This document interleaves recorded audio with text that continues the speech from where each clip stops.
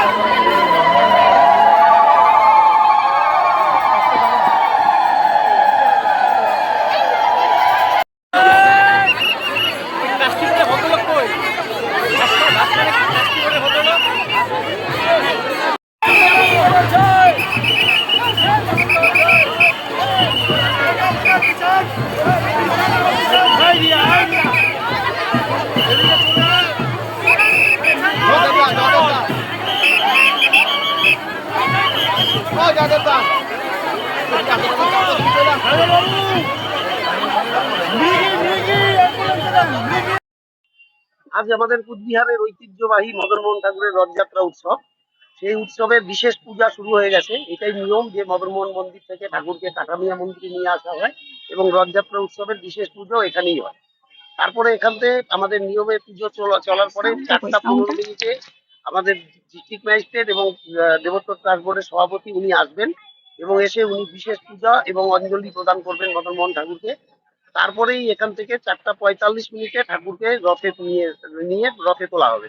4:45 রথে তোলার পরে এখানে 5টার সময় এই রথের রশিতে টান পড়বে এবং ডিএম সাহেব বা তথা সভাপতি দেবোত্তর ট্রাস্ট বোর্ড এবং রাজপ্রতিনিধি অজয় কুমার দেববক্সী, ওনারা দুজনেই প্রথমে রশিতে টান দিয়ে এই রথযাত্রার সূচনা করবে। তারপরেই এখান থেকে রথ গুঞ্জবাড়িতে নিয়ে যাওয়া হবে এবং ঠাকুর ওখানেই 7 দিন অবস্থান করবেন। 8 দিনের দিন ঠাকুরকে আবার ফিরিয়ে নিয়ে আসবে। বিশেষ পুজো কখন হবে? বিশেষ পুজো শুরু হয়ে গেছে, আজকে সকাল 9:30 থেকে বিশেষ পুজো শুরু হয়েছে, এখনো পুজো চলছে এবং ভোগ আরতি এগুলো 1:30টার সময় ভোগ আরতি এগুলো হবে। হওয়ার পরেই ঠাকুর কিছুক্ষণ বিশ্রাম নেবেন এবং 4:15 আবার ঠাকুরের পূজা শুরু হবে।